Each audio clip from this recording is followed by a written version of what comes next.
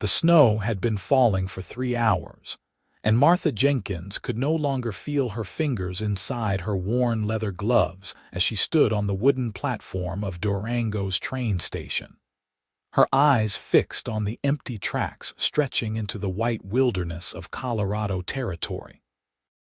It was December 1883, and the bitter cold cut through her heavy wool coat like a knife through butter, but she refused to move from her spot.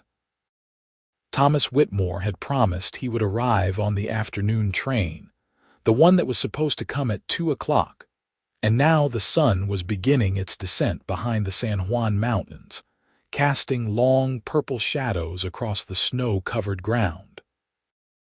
Martha's breath formed clouds in the frigid air as she stamped her feet again, trying to restore circulation to her numb toes. She had been waiting since noon, unable to shake the certainty that Thomas would come, that he would step off that train with his fine suit and his promises of marriage, just as he had sworn in his letters. The station master had closed his office an hour ago, shaking his head at her as he locked the door. No more trains today, he had said, not with the weather turning worse. But Martha had stayed, her dark hair now dusted with white flakes, her green eyes watering from the cold and wind. Thomas was coming. He had to be coming. She had sold her mother's silver locket to buy the dress she wore beneath her coat, a beautiful emerald green silk that matched her eyes, the kind of dress a woman wore when her intended finally came to make good on his promises. The sound of hoofbeats crunching through the snow made her turn, hope flaring in her chest, but it was not Thomas. Instead, a tall figure on a dark bay horse emerged from the swirling white curtain of falling snow. The rider wore a heavy sheepskin coat, a wide-brimmed hat pulled low against the weather, and as he drew closer, Martha could see the weathered lines of a man who spent his life outdoors. He pulled his horse to a stop near the platform, and she caught a glimpse of warm brown eyes studying her with concern. "Madam," he said, his voice deep and rough like stones tumbling in a creek, "you have been standing here for hours. I passed by earlier on my way into town, and you were here then too." Martha lifted her chin, trying to maintain her dignity despite the fact that her teeth were chattering so hard she could barely speak. "I am waiting for someone, sir. It is none of your concern." The cowboy dismounted, and she could see he was younger than she had first thought, perhaps 24 or 25, with a strong jaw darkened by stubble, and those striking eyes that seemed to see right through her brave facade. Snow clung to his shoulders and the brim of his hat. He tied his horse to the hitching post and stepped onto the platform, his boots making solid thuds against the wood. "The last train came through 4 hours ago," he said gently. "Station master told me himself. There will not be another until tomorrow morning at the earliest, and even that is doubtful with this storm." "You are mistaken," Martha said, though her voice wavered. "The afternoon train was delayed, that is all. It will come." The cowboy was quiet for a moment, studying her face in the fading light. Then he said, his words careful but firm, "Whoever you are waiting for is not worth your time." The statement struck her like a physical blow, and Martha felt tears spring to her eyes, though she told herself it was just the cold wind. "You do not know anything about it," she whispered. "Thomas is coming, he promised." "Thomas," the cowboy repeated, and there was something in his tone that made Martha's stomach clench. "Thomas Whitmore, by any chance?" She stared at him, her heart beginning to pound. "How do you know his name?" The cowboy's jaw tightened, and he looked away toward the mountains as if gathering his thoughts. Finally, he met her eyes again. "Because I saw Thomas Whitmore 3 days ago in Silverton. He was at the Silver Spur Saloon, drinking whiskey and playing cards with a woman on his lap. When someone asked him about heading to Durango, he laughed and said he had no reason to visit this frozen hellhole. The world seemed to tilt beneath Martha's feet. She grabbed the edge of the platform's support beam, her legs suddenly weak. "No," she breathed. "No, you are lying." "Why would you say such a cruel thing?" "I am not lying, madam, and I take no pleasure in telling you this," the cowboy said, his voice gentler now. "But I cannot ride past and leave you here to freeze to death waiting for a man who is not coming. My name is Everett Palmer. I work at the Double P Ranch about 5 miles north of town. I came in for supplies before the storm gets worse." Martha felt the tears spill over now, hot against her frozen cheeks. All the months of waiting, of reading Thomas's letters, of believing his promises that he would come for her, that they would be married and start a life together. She had met him last spring when he came through Durango on business, a charming businessman from Denver with smooth words and fine clothes. He had courted her for 2 weeks before leaving, promising to return, and she had believed him. She had turned down Jacob Miller's honest proposal because she was waiting for Thomas. She had spent her savings on this dress, on preparations for a wedding that was never going to happen. "I am such a fool," she whispered, and the words were torn away by the wind. Everett stepped closer, his presence solid and steady in the chaos of the storm. "You are not a fool for believing someone when they gave their word," he said firmly. "He is the fool for breaking it, but you need to get out of this cold before you lose your fingers and toes to frostbite." "Where are you staying?" Martha realized with a sinking feeling that she had nowhere to go. She had been living with her aunt and uncle on their small farm outside of town, but her uncle had made it clear that if she was going to marry Thomas and move away, she needed to settle her affairs. She had already said her goodbyes this morning, packed her few belongings, and come to town. The room she had rented above the general store was only paid through last night. "I have nowhere," she admitted, the words barely audible. "I thought I would be leaving today." Everett's expression darkened, but not with anger toward her. "Come with me," he said, and when she hesitated, he added, "I will take you to the boarding house on 5th Street. Mrs. Patterson runs a respectable establishment. She will have a room for you and a hot meal. You can decide what to do next once you are warm and fed." Martha knew she should refuse, should not accept help from a stranger, but the cold had seeped so deep into her bones that she could barely think straight. She nodded, and Everett immediately shrugged out of his heavy sheepskin coat, draping it over her shoulders. It was warm from his body heat and smelled of leather, wood smoke, and pine. "What about you?" she protested weakly. "I have been in worse weather with less," he said, and swung back onto his horse. He extended his hand down to her. "Come on, madam. Let me help you up." Martha hesitated only a moment before taking his gloved hand. His grip was strong and sure as he pulled her up behind him on the horse. She had to wrap her arms around his waist to keep from sliding off, and she could feel the solid muscle beneath his wool shirt. The horse started moving, its hooves careful in the deepening snow, and Martha rested her cheek against Everett's broad back, too tired and heartbroken to care about propriety anymore. The ride to the boarding house took only a few minutes, but it felt longer in the storm. By the time they arrived at a neat 2-story building with warm light glowing in the windows, Martha was shaking so hard she could barely dismount. Everett helped her down, keeping one hand on her elbow to steady her as they climbed the steps to the front porch. "Mrs. Patterson answered the door almost immediately, a plump woman in her 50s with kind eyes and silver-streaked hair pulled back in a bun. She took one look at Martha's condition and clucked her tongue. "Good heavens, child, you are half frozen. Come in, come in."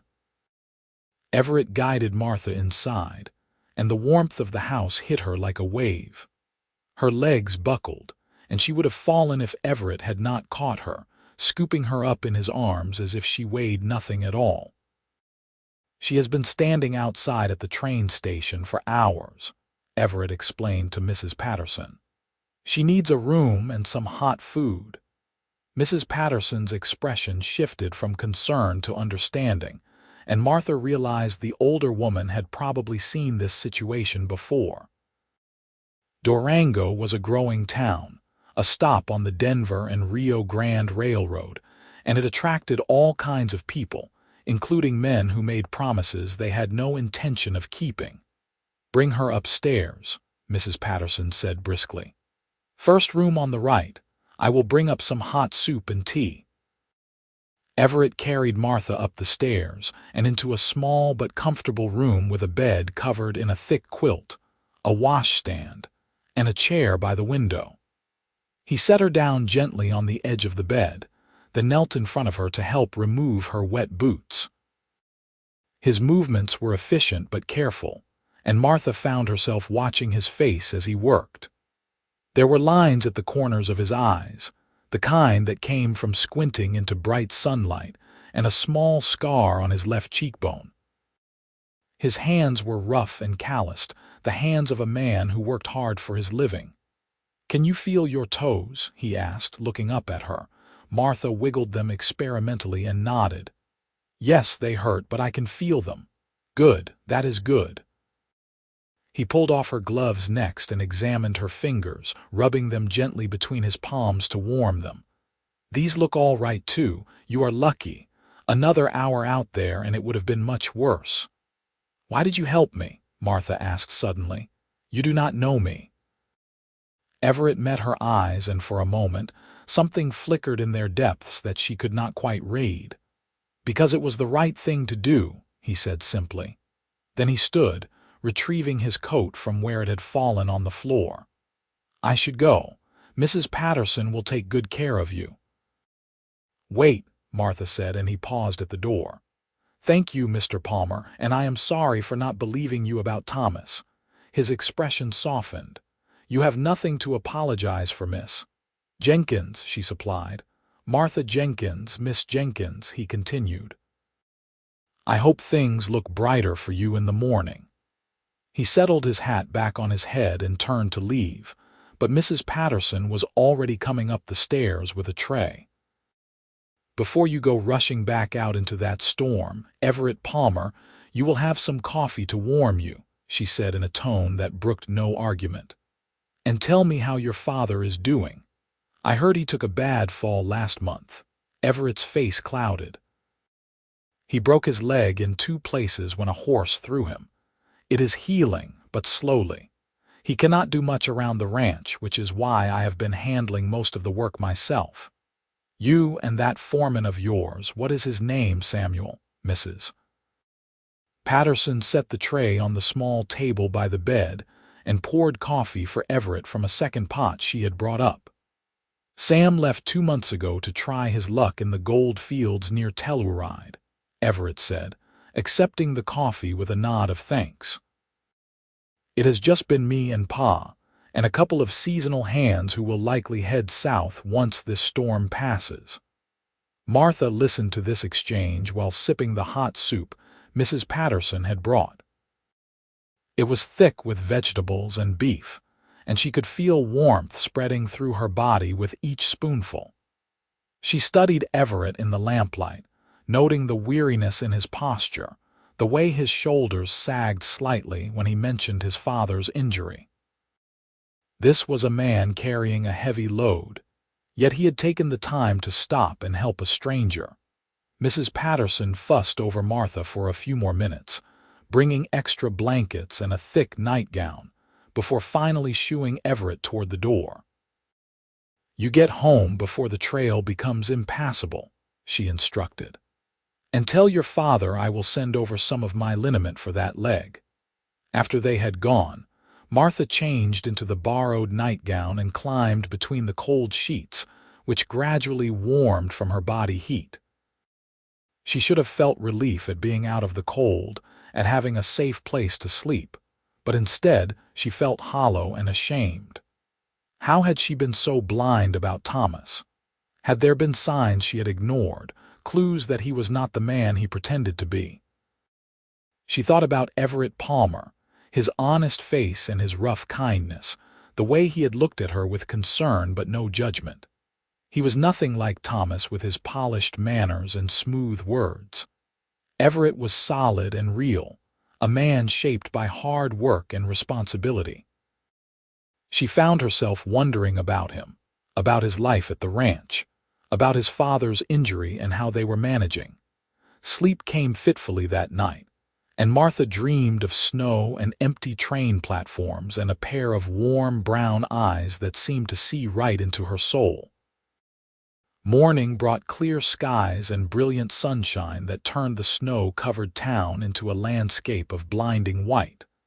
Martha woke late, disoriented for a moment before the events of yesterday came rushing back. She dressed in her regular clothes, a plain brown wool dress that was much more practical than the green silk she had worn in foolish hope. When she came downstairs, Mrs. Patterson was in the kitchen preparing breakfast for the other boarders. "Sit down, dear," the older woman said warmly. "You look much better this morning, some color in your cheeks at least." Martha sat at the small table in the kitchen, accepting a plate of eggs, bacon, and biscuits. "Mrs. Patterson, I need to ask how much I owe you for the room and meals. I have some money, but not much." "We can discuss that later," Mrs. Patterson said, waving a hand dismissively. "First, tell me what your plans are. You have family here." Martha explained her situation, how she had been living with her aunt and uncle but had already made her farewells, how she had expected to leave with Thomas. Speaking the words aloud made her feel foolish all over again, but Mrs. Patterson simply nodded, her expression understanding. "You are not the first young woman to be taken in by a smooth-talking man, and you will not be the last," she said. "The question is, what do you want to do now?" "I need to find work," Martha said firmly. "I can sew and I can cook and I am good with numbers. My father taught me bookkeeping before he died." Mrs. Patterson's eyes lit up. "Bookkeeping, you say? That is a useful skill. Let me think on who might have need of such services." She poured Martha more coffee, then settled into the chair across from her. "In the meantime, I could use some help here at the boarding house. I am not as young as I used to be, and my arthritis makes some tasks difficult. If you are willing to help with cooking and cleaning, I can offer you room and board and a small wage." Relief flooded through Martha. "Yes, thank you. I would be very grateful for that." They spent the rest of the morning working together, and Martha found that she enjoyed Mrs. Patterson's easy company and the comfortable routines of the boarding house. There were 6 rooms available for rent, and currently 4 were occupied by various workers and travelers passing through Durango. Mrs. Patterson ran a tight ship, insisting on cleanliness and respectability, and Martha felt safe within the sturdy walls. 3 days passed in this manner, and Martha began to settle into her new life. She tried not to think about Thomas, though sometimes late at night, the hurt and humiliation would wash over her again. She wondered if Everett had told anyone else about seeing Thomas in Silverton, if the whole town knew about her foolishness. But if people knew, they were kind enough not to mention it to her face. On the 4th day, Martha was hanging laundry in the backyard, her hands red from the cold water despite the sunshine, when she heard Mrs. Patterson call her name. She hurried inside to find Everett Palmer standing in the front hall, his hat in his hands, looking somehow larger in the confines of the house than he had seemed outdoors. "Mr. Palmer," Martha said, suddenly very aware of her disheveled appearance, her hair escaping from its pins and her sleeves rolled up to her elbows. "What brings you to town?" "I came to check on you," he said, and there was something almost shy in the way he said it, as if he was not sure of his welcome. "I wanted to make sure you were all right." "That is very kind of you," Martha said, feeling warmth spread through her chest. "I am doing well, thanks to you and Mrs. Patterson. I am working here now, earning my keep. Everett nodded, relief evident on his face. I am glad to hear it. He hesitated, then added, I also wondered if you might be interested in some additional work. My father and we need someone to help with the books at the ranch. Our previous bookkeeper moved to Santa Fe last fall, and neither Pa nor I have much head for figures. The accounts are in a terrible state, and with Pa laid up, I do not have time to sort through it all. Martha's heart leaped. I would be very interested in that, Mr. Palmer. I am good with numbers, I promise you. Everett, he said. Just Everett, and I do not doubt your abilities, Miss Jenkins. Mrs. Patterson spoke highly of you when I stopped by yesterday to drop off that liniment she promised. So he had been in town yesterday and had not come to see her. Martha was surprised by the small pang of disappointment she felt at that realization. Martha, she said. You may call me Martha.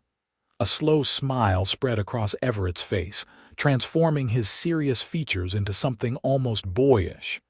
Martha, then. Would you be able to come out to the ranch tomorrow?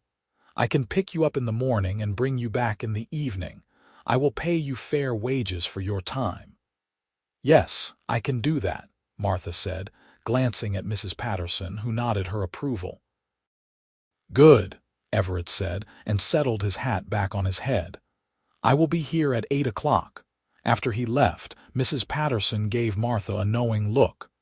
That young man is interested in more than just your bookkeeping skills, I think. Do not be silly, Martha said, but she could feel heat rising in her cheeks. He is just being kind. Everett Palmer does not do things just to be kind, Mrs. Patterson said sagely. Oh, he is a good man, do not mistake me, one of the best. But he is practical and careful, and he does not go out of his way unless there is good reason. He could have asked any number of people in town to help with his books. Martha did not know what to say to that, so she simply returned to her laundry, but her mind was spinning with thoughts of the next day. True to his word, Everett arrived at exactly 8 o'clock the next morning, driving a sturdy wagon pulled by 2 draft horses. He helped Martha up onto the seat beside him, and they set off through town and onto the road heading north. The day was cold but clear, and the landscape around them was breathtakingly beautiful, the mountains rising up against a sky so blue it almost hurt to look at. Tell me about your ranch, Martha said as they drove, wanting to break the comfortable silence that had fallen between them. The Double P Ranch has been in my family for 20 years, Everett said, his eyes on the road ahead. My parents came out here in the 60s, right after the Civil War ended. Pa had saved up enough money working as a blacksmith, and they wanted to make a new start. They built the ranch house themselves, just a small cabin at first, and started raising cattle. Over the years, they added on to the house and grew the herd. My mother died when I was 15. Fever took her one winter, and it nearly killed Pa too, losing her. But we kept going because that is what you do. You keep going. There was a quiet strength in his words that moved Martha deeply. I am sorry about your mother, she said softly. Thank you, Everett said. What about you? You mentioned your father taught you bookkeeping. What was he like? Martha found herself opening up in a way she had not expected, telling Everett about her childhood in Kansas, how her father had been a store owner who believed women should be educated just as much as men. She told him about her mother's death when Martha was young, about moving to Colorado to live with her aunt and uncle after her father passed away 3 years ago, about feeling adrift and alone even surrounded by family. And then Thomas came along and made you feel less alone, Everett said, understanding in his voice. Yes, Martha admitted, but it was all an illusion, was it not? He told me what I wanted to hear, and I was so desperate to believe him that I did not look deeper. That does not make you weak or foolish, Everett said firmly. That makes you human. We all want to believe the best of people. They arrived at the ranch a short while later, and Martha's breath caught at her first sight of it. The ranch house was larger than she had expected, a solid structure of logs and stone with a wide porch and smoke curling from the chimney. There was a barn, a stable, and several other outbuildings, all well maintained despite the obvious signs of hard use. Cattle dotted the snowy pastures in the distance, their dark forms stark against the white landscape. Everett helped her down from the wagon and led her inside.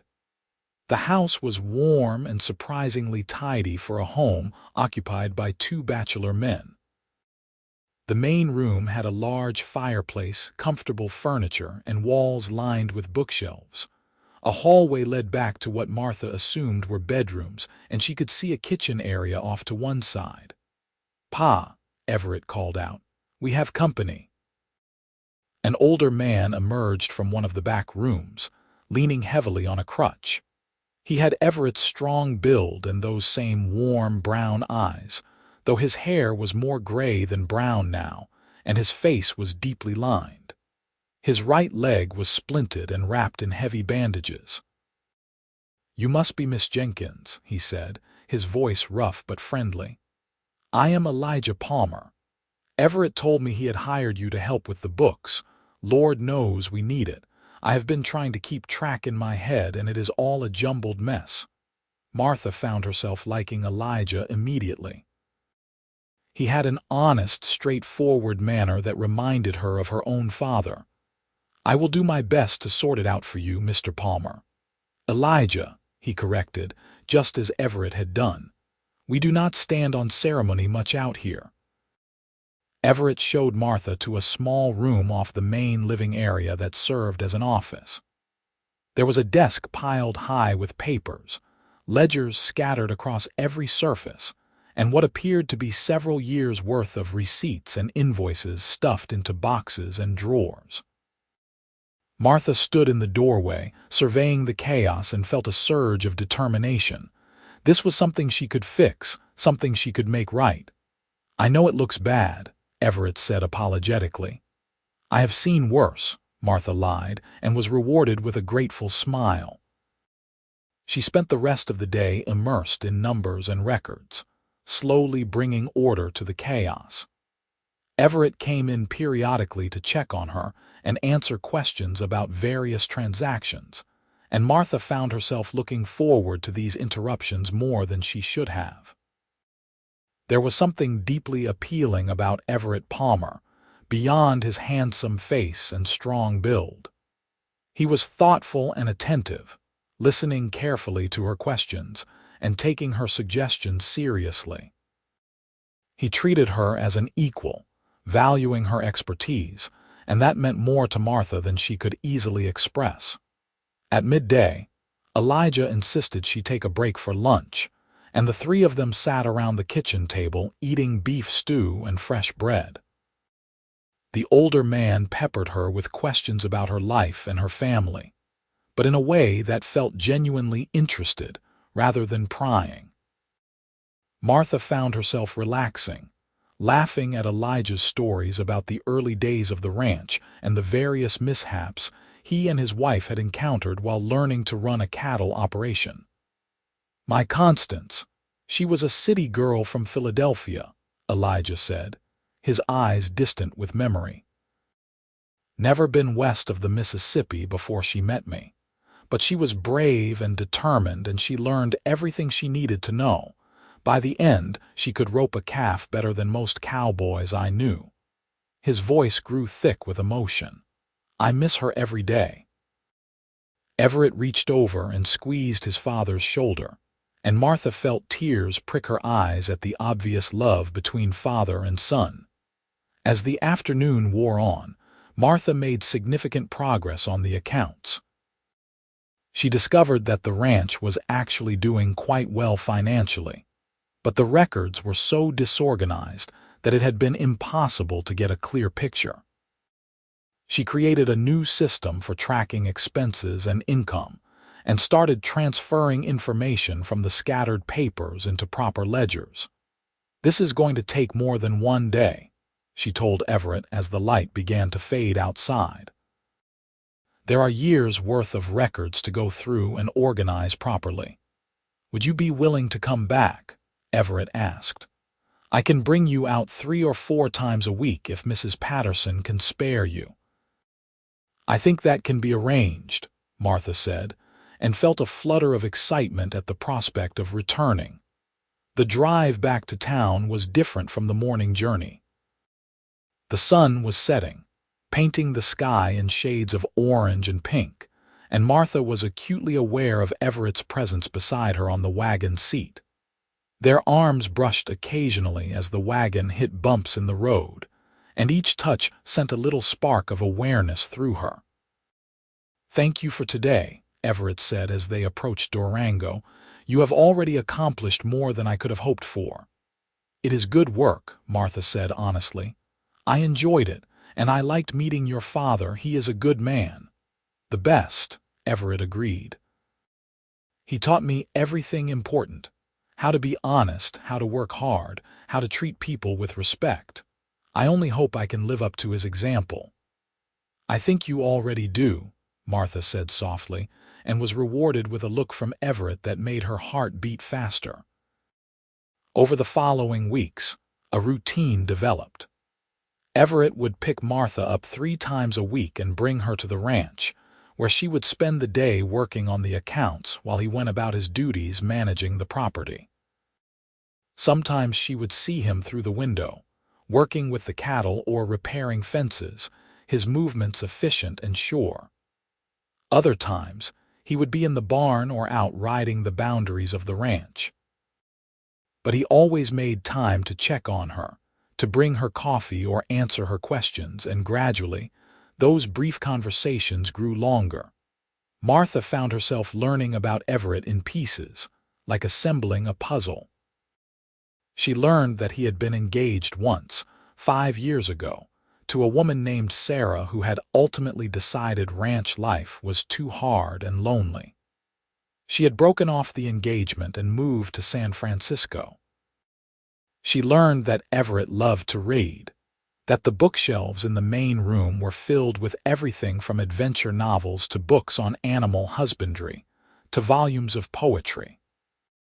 She learned that he had a dry sense of humor that could make her laugh unexpectedly, and that he was more educated than his rough exterior suggested, having attended school in Denver for 2 years before his mother died and he had to return to the ranch. For his part, Everett seemed genuinely interested in Martha's life and opinions. He asked her about the books she liked, about her dreams and ambitions, about what she thought of various political and social issues of the day.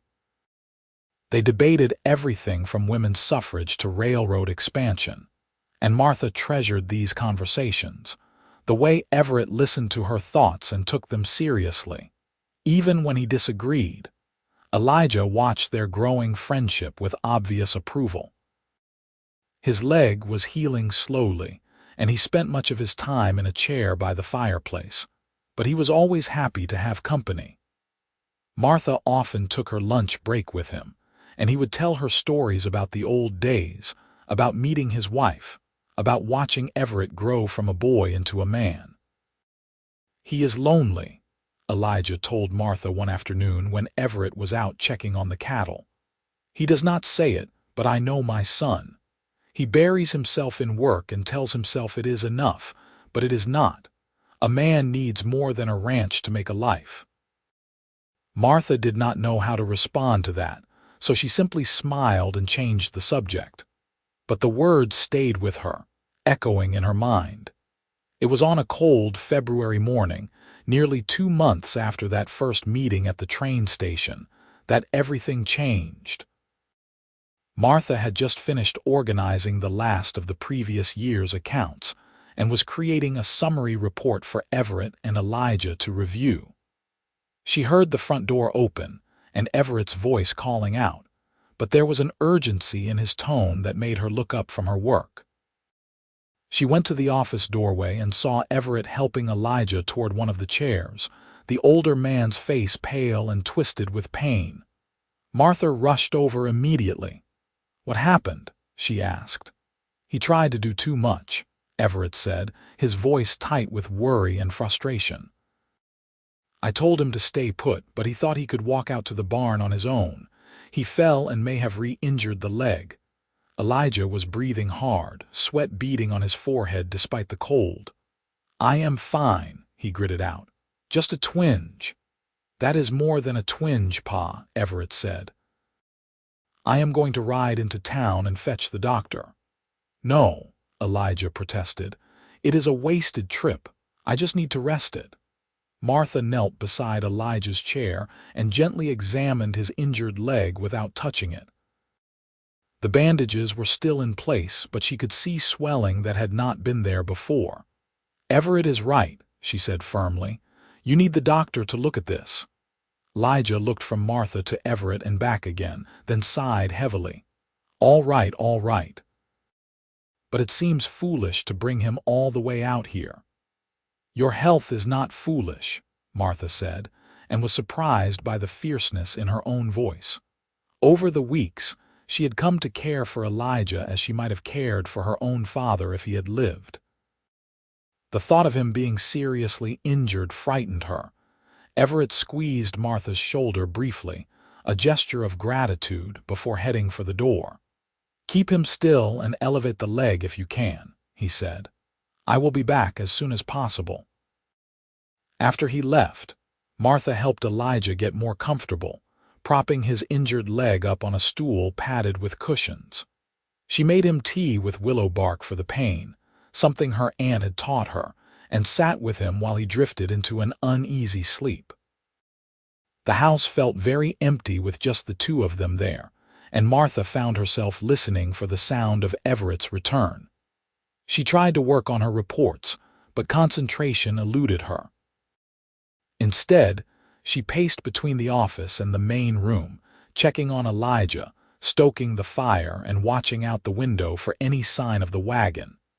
It was nearly 2 hours before she finally heard the sound of hooves and wheels. She rushed to the door and saw Everett pulling up with Dr. Morrison, a capable-looking man in his 40s whom Martha recognized from church on the few occasions she had attended. The doctor examined Elijah thoroughly, and his expression was grave when he finally stepped away. "You have aggravated the original injury," he told Elijah sternly. "Not enough to require me to re-break and reset it, thank the Lord, but enough that you have added at least another month to your healing time. And that is only if you stay completely off this leg. No more walking around. You need to be in bed or in a chair with that leg elevated at all times." Elijah looked devastated. "But the ranch needs me. Everett cannot manage everything alone." "He's going to have to," Dr. Morrison said firmly, "unless you want to spend the rest of your life with a permanent limp or worse." After the doctor left, Elijah sank into a chair, his face drawn. "I am sorry, son," he said to Everett. "I have made things harder for you." "Do not apologize," Everett said, though Martha could see the worry and exhaustion in every line of his body. "We will manage. We always do." But as Martha rode back to town with Everett that evening, she could feel the tension radiating from him. "How will you manage?" she asked quietly.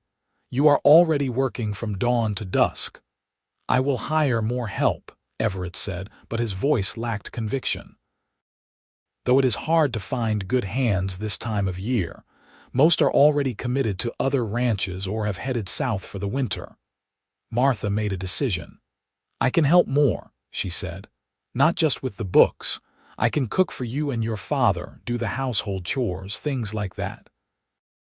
It would free up your time to focus on the ranch work." Everett was shaking his head before she finished speaking. "I cannot ask you to do that, Martha. It would not be proper, you staying out at the ranch." "I am not suggesting I stay overnight," Martha said, though part of her wished she could. "But I could come out earlier in the morning and stay later in the evening. Mrs. Patterson will understand. And as for proper, I will be caring for your father as much as helping you. There is nothing improper about that." Everett was quiet for a long moment, and Martha could see him turning the idea over in his mind. Finally, he said, "Are you certain? It would be a lot of work, and I do not want you to feel obligated." "I do not feel obligated," Martha said, and realized it was true.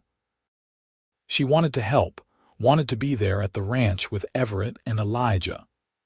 Somewhere over the past weeks, they had stopped being strangers and had become something more. Friends, certainly, but Martha was beginning to suspect her feelings ran deeper than simple friendship, at least where Everett was concerned. "I want to do this." "Then I accept gratefully," Everett said, and the smile he gave her was worth every bit of extra work she was committing to. The new arrangement began the next day, and Martha threw herself into it wholeheartedly. She arrived at the ranch before dawn and did not leave until after dark. She cooked hearty meals for the three of them, cleaned the house, tended to Elijah's needs, and still managed to work on the account books in whatever spare moments she could find. It was exhausting work, but Martha found a deep satisfaction in it. She was needed here, truly needed, and that meant everything to someone who had felt adrift and purposeless for so long. Everett seemed to be everywhere at once, handling all the tasks that normally would have been split between him and his father. Martha would watch him through the window sometimes, marveling at his stamina and dedication. He never complained, never showed frustration, though she knew he must be feeling it. And every evening when he came in for supper, he would thank her sincerely for everything she had done that day. One evening in late February, after Elijah had gone to bed and Martha was finishing the last of the dinner dishes, Everett came to stand beside her at the sink. He picked up a dish towel and began drying the plates she had washed. "You do not need to do that," Martha protested. "You have worked hard enough today, so have you," Everett said, "and I wanted to talk to you anyway without Pa listening in." Martha's heart began to beat faster. "What about—" Everett was quiet for a moment, focusing on drying a plate with great care. "I have been thinking," he said finally, "about how much you have done for us these past weeks, how you have become such an important part of keeping this ranch running. And I realize that if I am being honest with myself, it is not just your cooking and cleaning I value, or even your work on the books." He set down the plate and turned to face her directly. Martha stopped washing dishes, her hands still in the soapy water, and met his eyes. "I look forward to your arrival every morning," Everett continued, his voice low and intense. "I find excuses to come back to the house throughout the day just to see you, to talk to you. And in the evenings, the best part of my day is sitting with you and Pa, hearing you laugh at his stories, watching the firelight play across your face. Martha, you have become more than just a help to us. You have become essential to my happiness." Martha pulled her hands from the dishwater, barely aware of the suds dripping onto the floor. "Everett," she whispered, her voice catching. He took a step closer, close enough that she could feel the warmth radiating from his body. "I know it has not been long since Thomas hurt you," he said. "And I know you may not be ready for this, but I have to tell you how I feel. I am falling in love with you, Martha. Maybe I have been since that first day I found you at the train station, looking so determined and brave even while you were freezing to death." Martha felt tears spring to her eyes, but they were not tears of sadness. "I thought I was foolish for feeling the same way," she said, her words tumbling out in a rush. "I thought it was too soon, that I was just grateful to you for helping me, but it is more than that, so much more. When I am here with you, I feel like I have found something I did not even know I was searching for. A home, a purpose, and someone who sees me, truly sees me for who I am." Everett reached up and cupped her face gently in his rough, calloused hands.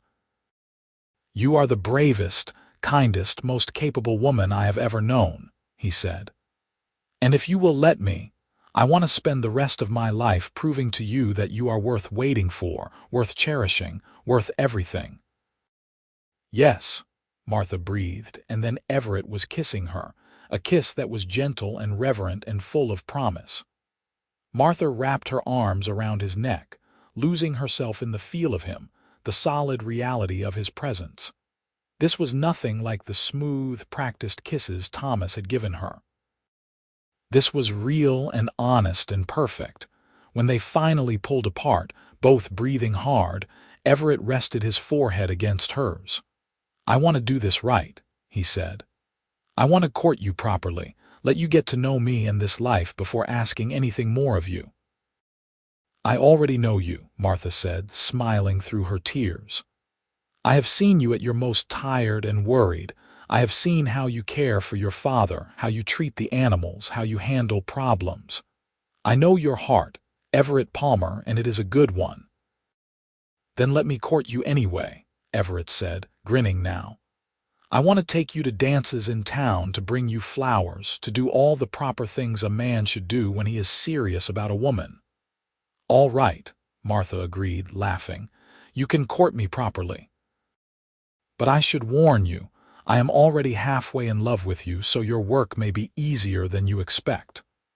"Only halfway," Everett teased and kissed her again. They told Elijah the next morning, and the older man's face lit up with joy. "It is about time," he said, pulling Martha into a hug. "I have been watching you two dance around each other for weeks now. Welcome to the family, my dear girl." "We are not engaged yet, Pa," Everett said, but he was grinning. "You will be soon enough," Elijah predicted confidently. "And I will finally have the daughter I always wanted." True to his word, Everett courted Martha with a devotion that made her heart swell. He brought her wildflowers that he picked from the sheltered spots where they grew despite the winter cold. He took her riding across the ranch, showing her all his favorite places. On Saturday nights, they would go into town for dances at the community hall, and Everett would hold her close while they waltzed, ignoring the envious looks from other young men who had not been quick enough to win Martha's heart. Mrs. Patterson watched Martha's transformation with satisfaction. "I knew that young man was good for you," she said one evening as Martha was getting ready for a dance. "You are glowing, dear, absolutely glowing." Martha could not deny it. She felt as if her life had finally fallen into the pattern it was meant to follow. The heartbreak with Thomas seemed like something that had happened to a different person, a painful but necessary step on the path that had led her to Everett. Spring came to the Colorado mountains in a rush of melting snow and budding trees. Elijah's leg was finally healing properly, and he was able to get around with just a cane now, no longer confined to bed or chair. The ranch work picked up as they prepared for calving season, and Martha found herself learning new skills, helping bottle feed orphaned calves and assisting with the garden they planted behind the house. It was on a warm evening in late April, with the sunset painting the sky in shades of gold and lavender, that Everett asked Martha to walk with him to his favorite spot on the ranch. They climbed a small hill behind the house, and from the top, they could see for miles in every direction. The mountains rose up majestically to the north. The town of Durango was visible to the south, and all around them were the rolling pastures of the Double P Ranch, dotted with cattle and new spring grass. "I wanted to bring you here," Everett said, taking Martha's hand in his, "because this is where I come when I need to think, when I need to remember what matters most. This land, this life we have built here, it means everything to me. But I have realized that it does not mean anything if I do not have someone to share it with." He reached into his pocket and pulled out a small velvet box. Martha's breath caught as he opened it, revealing a simple gold ring with a small but perfect diamond. "Martha Jenkins, you have brought light and joy into my life in ways I never expected," Everett said, dropping to one knee before her.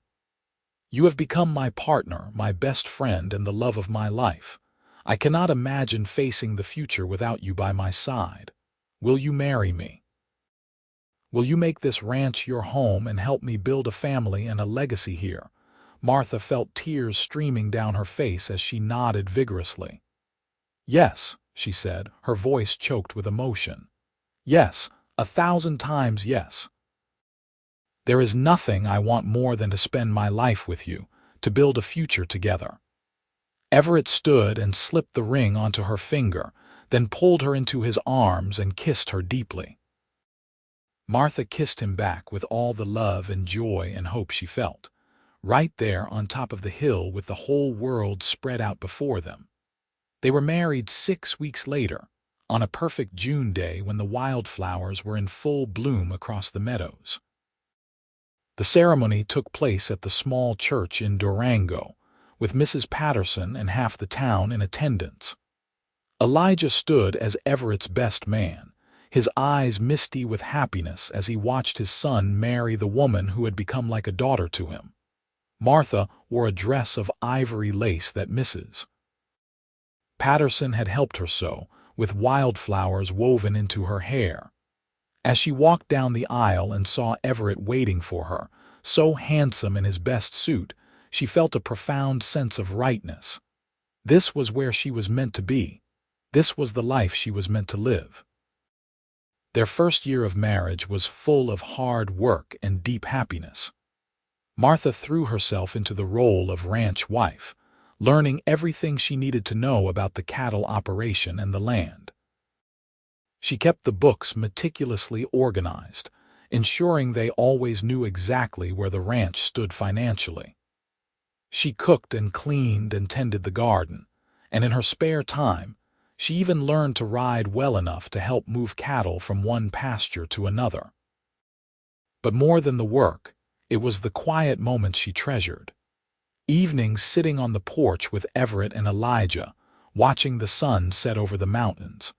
Mornings waking up in Everett's arms, feeling safe and loved and cherished. Nights lying together in the darkness, talking about their dreams for the future, about the children they hoped to have and the life they would build together. By autumn, Martha discovered she was pregnant, and the joy that filled the ranch house was almost palpable.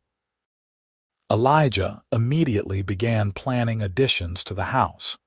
Insisting they needed more bedrooms for the grandchildren he was certain would keep coming. Everett became almost comically protective, insisting that Martha rest more and do less heavy work, though she laughingly told him she was pregnant, not made of glass. Their son was born the following spring, a healthy baby boy with Everett's brown eyes and Martha's dark hair.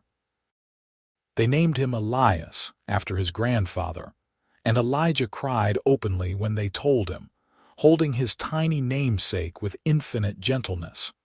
Martha had never known such happiness existed.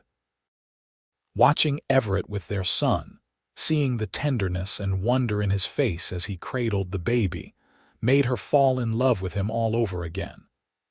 And as Elias grew from infant to toddler, the ranch rang with the sounds of laughter and childhood joy. 2 years later, they welcomed a daughter, whom they named Constance after Everett's mother. She was a spirited, adventurous child from the start, and Elijah declared she had her grandmother's brave heart.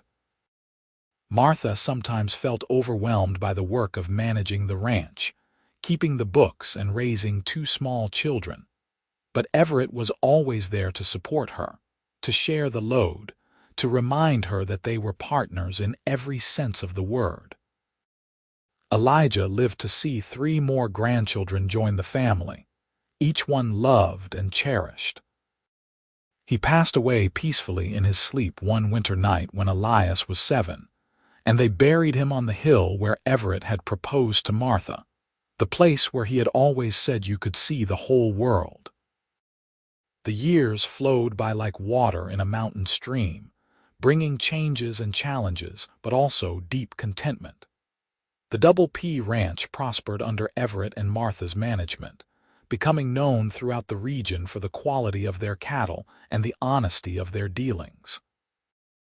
Their children grew up strong and capable, learning the value of hard work and the importance of family. Martha sometimes thought back to that snowy December day when she had stood waiting at the train station, so certain that Thomas Whitmore was her future. How wrong she had been, and how grateful she was for that mistake.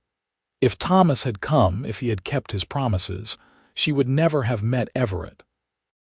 She would never have known what real love felt like, the kind of love that grew deeper and stronger with each passing year, that weathered storms and celebrated joys, that built a life and a legacy. On their 25th wedding anniversary, Everett took Martha back up to the hill where he had proposed. They were in their 40s now, their hair showing threads of gray, their faces lined with the marks of years spent working outdoors and raising a family. But when Everett looked at Martha, she could still see the same love and devotion in his eyes that had been there on their wedding day. "Do you ever regret it?" he asked, holding her hand as they watched the sunset. "Marrying a simple rancher instead of that fancy businessman?" Martha laughed and rested her head on his shoulder. "Not for a single moment," she said. "Thomas Whitmore did me the greatest favor of my life by not showing up that day, because it brought me to you."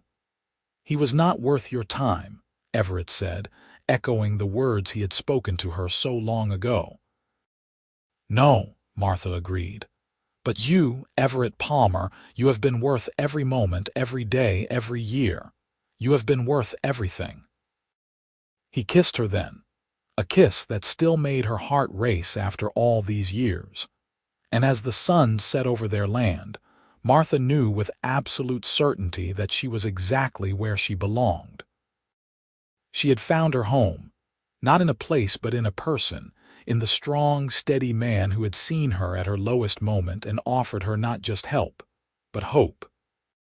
And together, they had built something beautiful and lasting, a love story written in hard work and devotion, in laughter and tears, in the daily choice to stand together against whatever the world might bring.